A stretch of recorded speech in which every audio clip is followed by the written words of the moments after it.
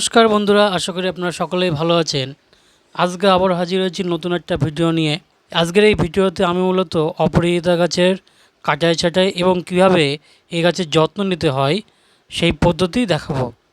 তো বন্ধুরা, আপনাদের কাছে একটাই অনুরোধ, ভিডিও শুরু করার আগে যারা নতুন তারা অবশ্যই চ্যানেলটি সাবস্ক্রাইব করবেন এবং পাশে থাকা বেল আইকনে প্রেস করে দেবেন। পাশাপাশি ভিডিওটা ভালো লাগলে অবশ্যই লাইক দিয়ে আপনার মতামত কমেন্ট বক্সে কমেন্ট করে দেবেন। তো চলুন ভিডিওটা শুরু করা যাক। 2 মাস আগে বীজ থেকে এই গাছটি মূলত আমি তৈরি করেছিলাম এবং বর্ষার মধ্যে গাছটি সুন্দর গ্রোথ হয়েছে। উপরের দিক থেকে অপ্রয়োজনীয় ডালগুলি কেটে দেবো। এখনও ফাইনাল রূপ দেব না। প্রথমে ডালগুলো সব আস্তে আস্তে কেটে নেব। ডালগুলো কেটে নেওয়া হয়ে গেলে যে পাতাগুলো ছিল সে পাতাগুলো আমি আস্তে আস্তে কেটে দেবো। এই দেখতে পাচ্ছেন এখানে পাতাগুলি আমি সব কেটে দিচ্ছি। আপনারাও ঠিক একই রকমভাবে এই গাছের পাতাগুলি কেটে দেবেন। এই দেখতে পাচ্ছেন পাতাগুলো সব কাটা হয়ে গেছে। এবারে আমি ফাইনাল রূপ দেবো গাছটির। এক্ষেত্রে আমি প্রথমে বেছে বেছে যে ডালগুলো প্রয়োজন সেগুলো রেখে দেবো এবং যেগুলো অপ্রয়োজন সেগুলো আমরা কেটে দেবো। এখানে আগে থেকেই আমি মিশ্র সার তৈরি করে রেখেছি। এবারে এই মিশ্র সারটি ভালোভাবে গাছের গোড়ায় দিয়ে দেবো। এই সার দেওয়ার আগে অবশ্যই টবের মাটি ভালো করে খুঁচিয়ে নিতে হবে। এই যে দেখতে পাচ্ছেন আমি টবের মাটি আগে থেকে খুঁচিয়ে নিয়েছিলাম। এবারে ওই সার দিয়ে ভালো করে আমি মাটির সঙ্গে মিশিয়ে দেবো।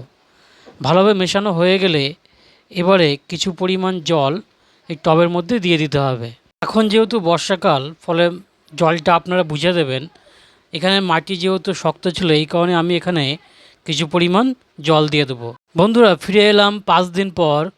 5 দিন পর দেখতে পাচ্ছেন গাছটি সুন্দর একটা রূপ নিয়েছে এবং প্রচুর নতুন নতুন পাতা এবং নতুন নতুন ব্রাঞ্চ এখানে বার হয়েছে।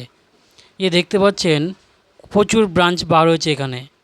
এই যে দেখতে পাচ্ছেন সুন্দর ব্রাঞ্চ হয়েছে এবং গাছটা দারুণ একটা আকার নিচ্ছে। এবারে এই 5 দিনের মধ্যে আমি কোনো অন্যান্য খাবার দিইনি এবং 2 দিন বৃষ্টিও হয়েছে এর মধ্যে। আমি যে সার দিয়েছিলাম তাতে সে তার প্রয়োজনীয় পুষ্টি গ্রহণ করেছে এবং বৃষ্টি হওয়াতে বৃষ্টি থেকেও সে তার প্রয়োজনীয় পুষ্টি গ্রহণ করেছে। ফিরে এলাম 10 দিন পর। বন্ধুরা, দেখতে পাচ্ছেন 10 দিন পরে গাছটি সুন্দর রূপ নিয়েছে। প্রচুর নতুন পাতা বার হয়েছে, তেমনি প্রচুর নতুন নতুন ব্রাঞ্চ বার হচ্ছে।